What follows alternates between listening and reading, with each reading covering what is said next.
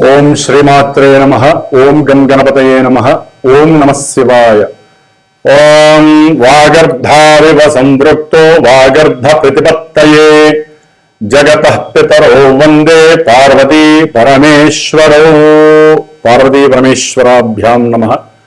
శ్రీ గురు చరణారవిందాభ్యాం నమో నమః. వీక్షిస్తున్నటువంటి ప్రేక్షకులందరికీ కూడా కార్తీక మాస శుభాకాంక్షలు. ధర్మో రక్షతి రక్షితః.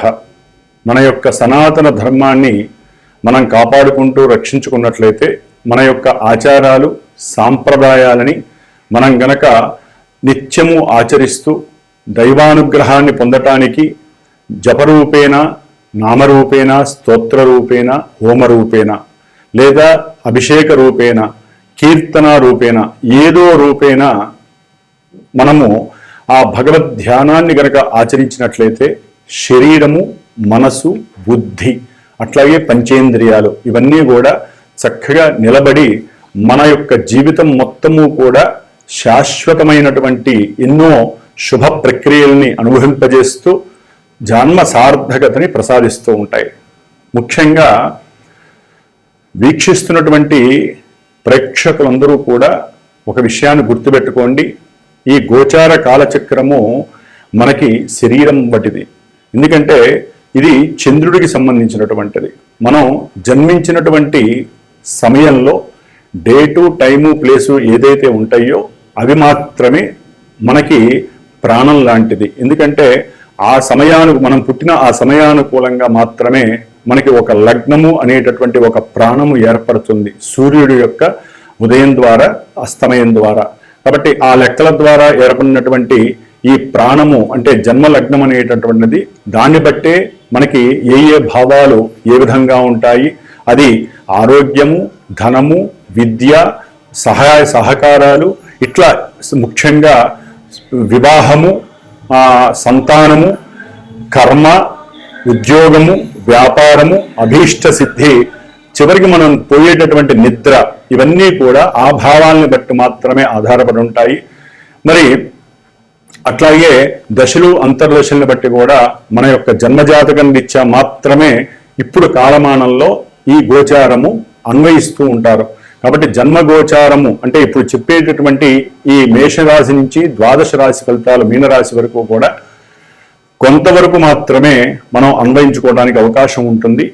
జన్మజాతకము మాత్రమే పర్ఫెక్ట్ రిజల్ట్స్ని మనకిస్తుంది. అంటే ఎవరికి ఏ విధమైనటువంటి సమస్యలు అనుభవిస్తున్నా, ఈవెంట్స్ జరగకపోయినా, అట్లాగే ఏదైనా అనర్థాలు జరుగుతున్నా, ప్రమాదాలు జరుగుతున్నా, లేదా వివాహాలు ఆలస్యము, సంతానపరంగా సమస్యలు ఏవి జరిగినా అవన్నీ కూడా జన్మలగ్నానికి మాత్రమే లింక్ అయ్యి ఉంటాయి.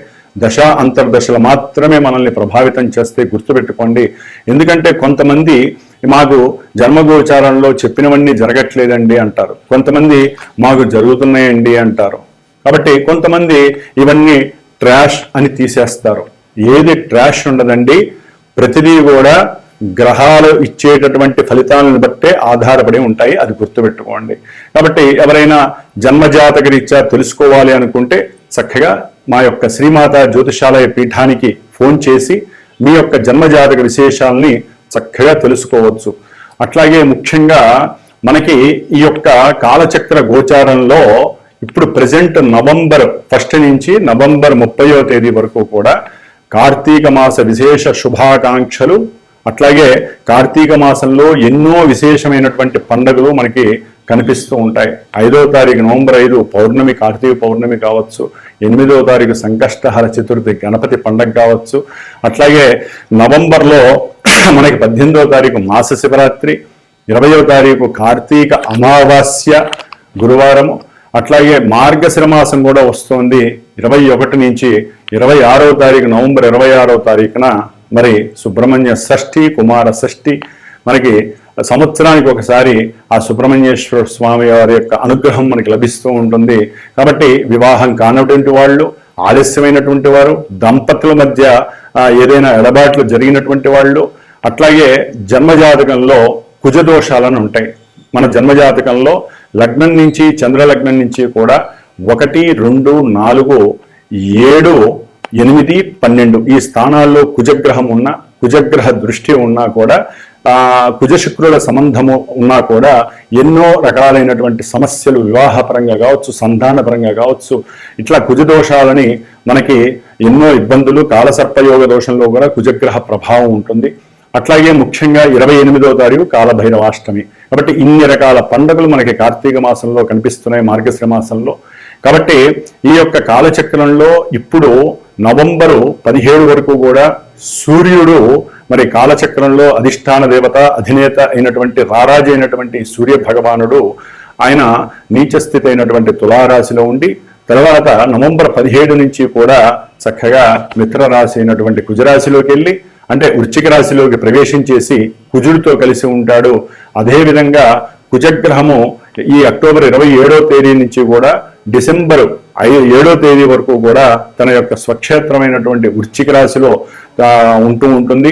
అట్లాగే బుధగ్రహము ముఖ్యంగా ఇటు తులారాశిలో ఉండి మళ్ళీ నవంబర్ మాసంలో వృశ్చిక రాశిలోకి వెళ్ళి మళ్ళీ తులారాశిలోకి వచ్చి వక్రత్వం పొంది వ్యాపారస్తులకి అట్లాగే చదువుకునే విద్యార్థులకి ఇది చాలా కొన్ని ఇబ్బందులు కూడా క్రియేట్ చేసేటటువంటి పరిస్థితి బుధగ్రహం ఇస్తుంది. గురుగ్రహము మరి ఆల్రెడీ మనకి అక్టోబర్లోనే 18వ తారీఖున ఉచ్చస్థితి అయినటువంటి కర్కాటక రాశిలోకి వచ్చి ఎన్నో విశేషమైనటువంటి శుభ ఫలితాలు అందిస్తున్నారు. ఆయన డిసెంబర్ 5వ తారీఖు వరకు ఆయన ఇదే రాశిలో ఉంటారు. ముఖ్యంగా శని భగవానుడు మరి వక్రత్వం చెంది 4-5 నెలలు అవుతోంది. ఆయన మీనరాశిలో ఉండి అదే మీనరాశిలో పూర్వభాద్ర నక్షత్రంలో ఈ నెల నవంబర్ 28వ తేదీన మళ్ళీ రుజుమార్గం డైరెక్ట్ మోషన్లో ప్రభావితం చేస్తాడు. ఎన్నో రాశుల్ని ప్రభావితం చేసి ఏలినాటి అష్టమ అర్ధాష్టమ శని ప్రభావాలు అధికంగా ఉండేటట్టుగా కొన్ని రాశులు ఉన్నాయి కదా, ఆ రాశులందరికీ మళ్ళీ ఆ యొక్క ఇబ్బందులు, సమస్యలు మళ్ళీ ప్రిపేర్ అవుతూ ఉంటాయి. అట్లాగే రాహుగ్రహము, ఈ రాహుగ్రహము నవంబర్ 23 తర్వాత కుంభరాశిలో ఉండి సొంత నక్షత్రంలో వచ్చేస్తాడు, శతభిష నక్షత్రంలో. ఇది కొంచెం దోషప్రదం, రాహు బలంగా ఉన్నట్టు లెక్క. శని రాశిలో ఉండి సొంత నక్షత్రంలో ఉన్నటువంటి రాహువుకి తిరుగు ఉండదు. అట్లాగే ఇప్పటి వరకు పూర్వభాద్ర నక్షత్రంలో ఉండటం వలన రాహువు కొంత గురువు యొక్క ఫలితాలను కూడా ఇస్తూ కొంత శుభపరిచినటువంటి పరిస్థితులు కొన్ని రాశులు ఉన్నాయి. కేతువు సింహరాశిలో ఉండి మరి శుక్ర నక్షత్రంలో ఉన్నాడు సింహరాశిలో. కాబట్టి ఈ విధంగా గ్రహాలు ఈ విధంగా నవంబర్ నెలలో ఇమిడి కొన్ని రాశుల వాళ్ళకి ఇబ్బందులు, కొన్ని రాశుల వారికి శుభ ఫలితాలు జరుగుతాయి. జన్మజాతక రీత్యా ఈ గ్రహాలు ఏ ఏ నక్షత్రాల్లో ఉన్నాయి, శుభ ఫలితాలను ఇచ్చేటటువంటి కొన్ని ఈవెంట్స్ ఇచ్చే గ్రహాలు కాలచక్రంలో ఏ గ్రహమైనా గుర్తుపెట్టుకోండి. జన్మజాతకంలో శుభ ఫలితాలను శుభస్థానాల్లో ఉండి ఇప్పుడు గోచారంలో శత్రుక్షేత్రాలలో ఉంటే వాటి యొక్క ఎఫెక్షన్ అనేటటువంటిది అంత శుభాలను ఇవ్వదు. అట్లాగే మనం పుట్టినప్పుడు జన్మజాతకంలో కొన్ని గ్రహాలు నీచక్షేత్రాలు, పాపక్షేత్రాలలో ఉండి ఇప్పుడు ప్రెజెంట్ గోచారంలో మిత్రక్షేత్రాలు కావచ్చు, తన యొక్క సొంత ఇంట్లో కానీ ఉచ్చక్షేత్రాల్లో ఉంటే చాలా వరకు శుభ ఫలితాలను ఇవ్వడానికి ఈ గోచార చక్రము చాలా ఉపయోగపడుతుంది. అవి తెలుసుకోవడానికే మరి గోచార చక్రం రీత్యా ఎంతో మంది గురువులు చక్కగా వారికి ఉన్నటువంటి జ్ఞానాన్ని, లోక విజ్ఞానాన్ని, అంతరిక్ష విజ్ఞానాన్ని మీ అందరికీ తెలియజేస్తున్నారు. కాబట్టి మరి మేషాది మీనరాశి పర్యంతం ఈ నవంబర్ 1 నుంచి 30 వరకు ఏ విధంగా ఏ ఏ రాశుల వారికి మరి విద్య, ఉద్యోగము, ఆరోగ్యము ఇట్లా ఎన్నో రకాల మీద వాటి యొక్క ఎఫెక్షన్ పడుతుంది. అవన్నీ కూడా వీక్షిద్దాము. ముఖ్యంగా శ్రీమాత జ్యోతిషాలయ పీఠంలో ఎప్పుడూ ఏదో ఒక పూజలు, జపాలు, హోమాలు జరుగుతూ ఉంటాయి. కాబట్టి ఆ యొక్క విశ్లేషణని మీకు తెలియజేద్దామనే ఉద్దేశంతో మరి ముఖ్యంగా ఈ యొక్క నవంబర్ నెలలో 14వ తారీఖు 13-14వ తేదీన కాశీ క్షేత్రంలో ఎవరైతే ఏలినాటి అష్టమ అర్ధాష్టమ శనిగ్రహ ప్రభావం వలన ఎన్నో ఆర్థిక ఇబ్బందులు, మానసిక రుగ్మతలు, ముఖ్యంగా మోకాల నొప్పులు కావచ్చు, శరీరంలో ఎన్నో రకాలైనటువంటి దీర్ఘకాలిక వ్యాధులు ఉన్నాయి. అవి చెప్పుకుంటూ పోతే చాలా ఇబ్బందులుగా ఉంటాయి మానసికి. కాబట్టి ఎవరైతే అనారోగ్య రీత్యా బాధపడుతూ ఉంటారో, ఎవరైతే మానసికంగా డిప్రెషన్ లెవెల్లో ఉంటారో, అనుకున్న పనులన్నీ ఆలస్యంగా జరుగుతూ ఉంటాయో వాళ్ళందరికీ శనిగ్రహ దోష కర్మదోష పరిహారార్థమై కాశీ క్షేత్రంలో ఈ నవంబర్ నెలలో 12వ తారీఖు నుంచి 16వ తారీఖు మధ్యలో 13-14 తారీఖుల్లో పరమేశ్వరుడికి గంగా నది ఒడ్డున కూర్చొని చక్కగా బ్రాహ్మణుల యొక్క సమక్షంలో గంగాజలంతో మృత్తికాలింగంతో మృత్తికాలింగార్చన, శతలింగార్చన అంటే 108 లింగాలు చక్కగా మృత్తిక పుట్టమ్మలతో తయారు చేసి మహన్యాసపూర్వకంగా ఎవరైతే గోత్రనామాదులు అందజేస్తారో పీఠానికి ఫోన్ చేసి వారికి ఉన్నటువంటి దోషాలు పోవటానికి, వారికి ఉన్న రుగ్మతలు పోవటానికి, అనారోగ్య దోషాలు పోవటానికి మాత్రమే ఈ యొక్క కార్యక్రమం పెట్టబడింది. కాబట్టి ముఖ్యంగా పితృదోషాలు, మాతృదోషాలు, సర్పదోషాలు, కుజుదోషాలు అనేవి చాలా ఉంటాయి. ఇవన్నీ పోవటానికి ఇది ఒక చిన్న అవకాశంగా తీసుకుంటే చాలా ఉపయోగపడుతుంది. కాబట్టి ఈ యొక్క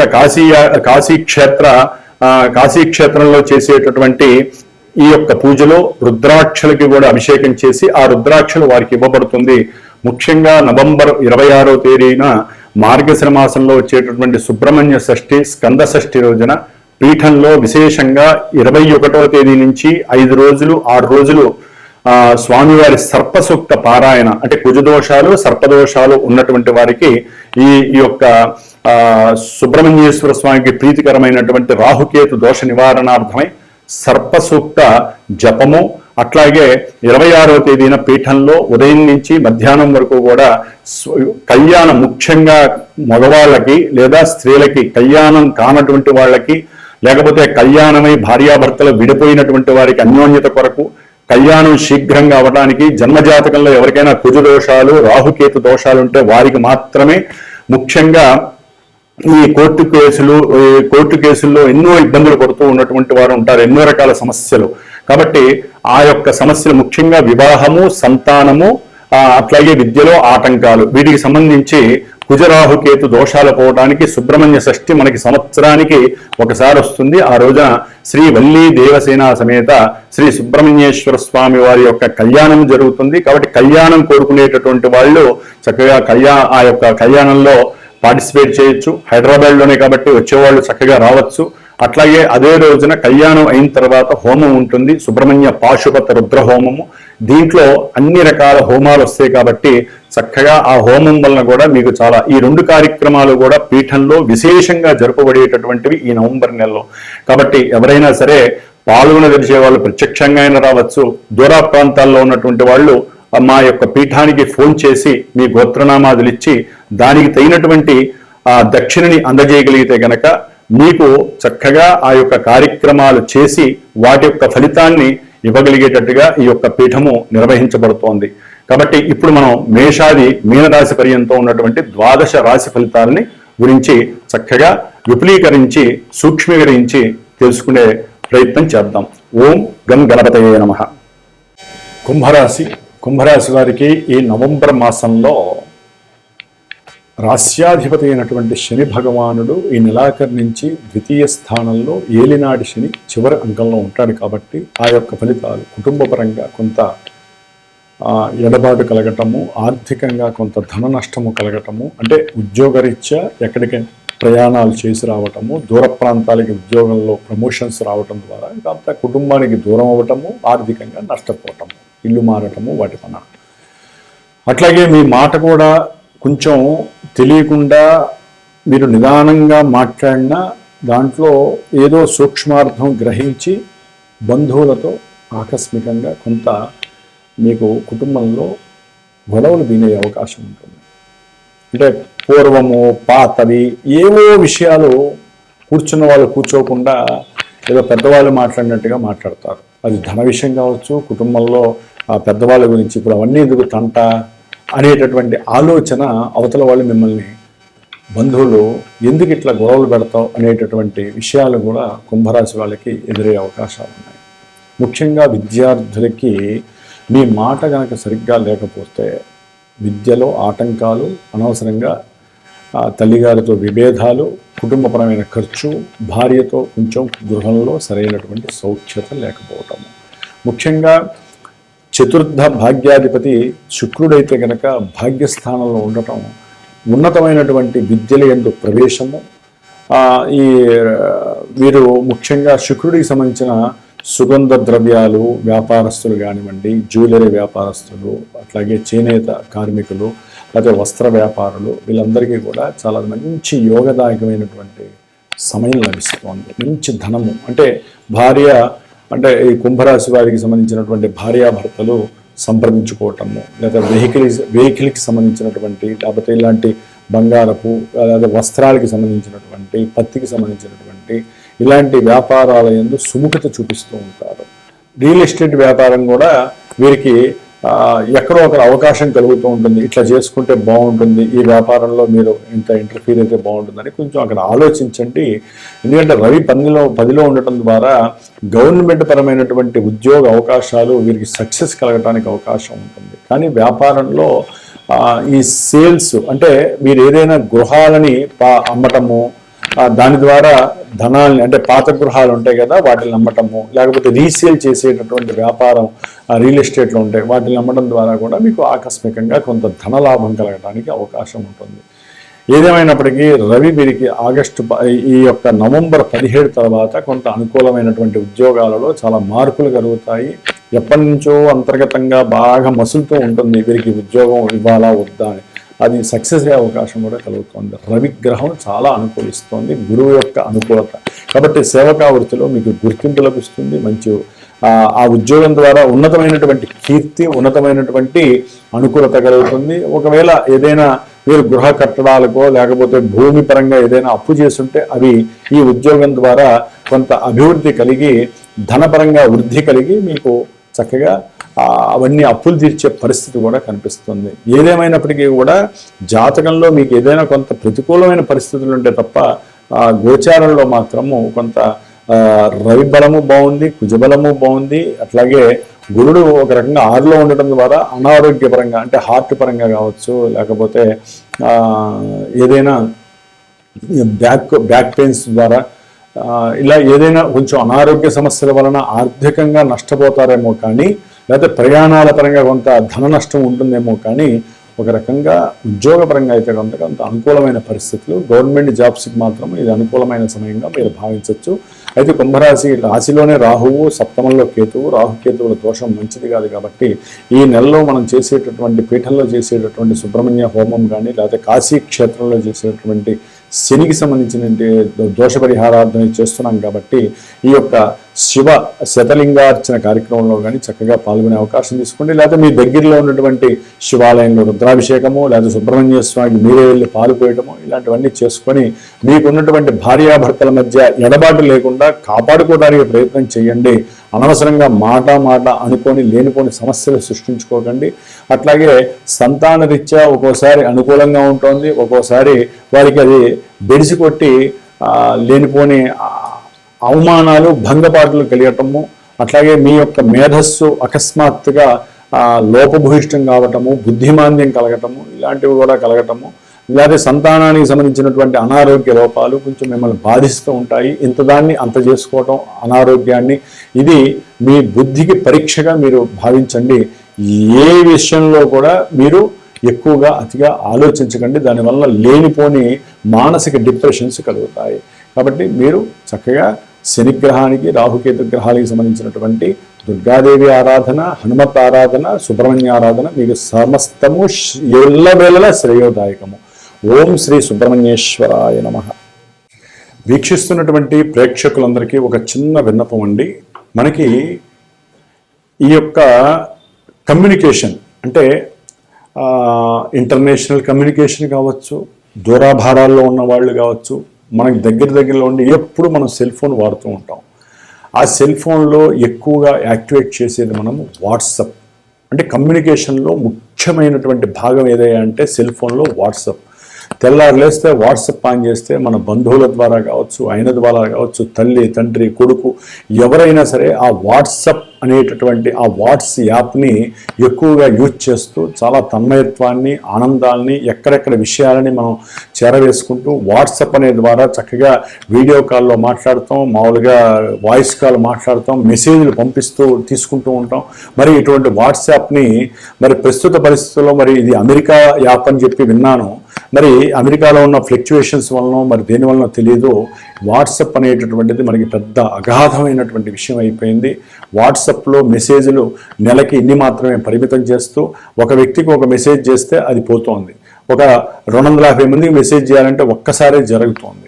కాబట్టి మనకున్న కమ్యూనికేషన్ దెబ్బతింటోంది. కాబట్టి మన ఇండియాలో జోహో అనేటటువంటి ఒక తమిళియన్ ఒక ఆయన మరి అరట్టాయ్ అనేటటువంటి వాట్సాప్కి ప్రత్యామ్నాయంగా ఈ మెసేజెస్ కానీ ఏదైనా సరే మనకున్న టాలెంట్తో ఆయన ఏర్పాటు చేశారు కాబట్టి దీన్ని మనం ఎరట్టాయ్ అనేటటువంటి ఈ వాట్సాప్ బదులు మనం ప్రత్యామ్నాయంగా పెట్టుకుంటే మన కమ్యూనికేషన్ వ్యవస్థ దెబ్బతినకుండా ఉంటుంది. ఎందుకంటే ఉద్యోగాలు కావచ్చు, వివాహాలు కావచ్చు, మ్యాట్రిమోనీస్ కావచ్చు, జ్యోతిష్యం కావచ్చు, లేకపోతే మీకు శుభ పరిణామాలు, శుభ విషయాలు తెలియాలన్నా, ప్రపంచంలో జ్ఞానం, లోక జ్ఞానం తెలియాలన్నా వాట్సాప్ మీదే ఆధారపడి ఉన్నాం. ప్రస్తుత పరిస్థితుల్లో మనకి వ్యక్తులతో సంబంధం లేదు, మనకి ఈ యొక్క కమ్యూనికేషన్ వ్యవస్థ పడిపోకూడదు. సత్సంబంధాలు అనేవి ఆల్రెడీ కుటుంబాల్లో దూరం అయిపోయినాయి. ఏదో వాట్సాప్లో ఉన్న మనం ఆ సత్సంబంధాలని మనం చక్కగా అనుభవిస్తున్నాం. కాబట్టి అందరూ కూడా గుర్తుపెట్టుకోండి, అరట్టాయ్ అనేటటువంటి ఇండియన్ యాప్ని అందరూ చక్కగా పెట్టుకోండి. ఎందుకంటే నేను మీకు విషయం చేయాలన్నా మీరు ఆ అరట్టాయ్ యాప్లో ఉండాలి. కాబట్టి చక్కగా ఈ యొక్క యాప్ని అందరూ డౌన్లోడ్ చేసుకోండి. చక్కగా ప్లే స్టోర్కి వెళ్ళి అందరం కూడా ఈ యొక్క యాప్ ద్వారా మళ్ళీ మన యొక్క కమ్యూనికేషన్ని పునరుద్ధరణం చేసుకుంటూ ముందుకు వెళ్ళాలని, ఏదో నాకు తోచినటువంటి ఈ విషయాన్ని అందరికీ తెలియజేయాలని, నేను అనుభవిస్తున్నటువంటి వాట్సాప్ని కొంత ఇబ్బందిగా మారింది కాబట్టి మీరందరూ అరట్టాయిని యూజ్ చేయండి. భవిష్యత్తులో మనందరం కూడా ఆ యొక్క యాప్ ద్వారా కమ్యూనికేట్ చేసుకుంటూ శుభాలని చర్చించుకుందాం. ఓం శుభమస్తు.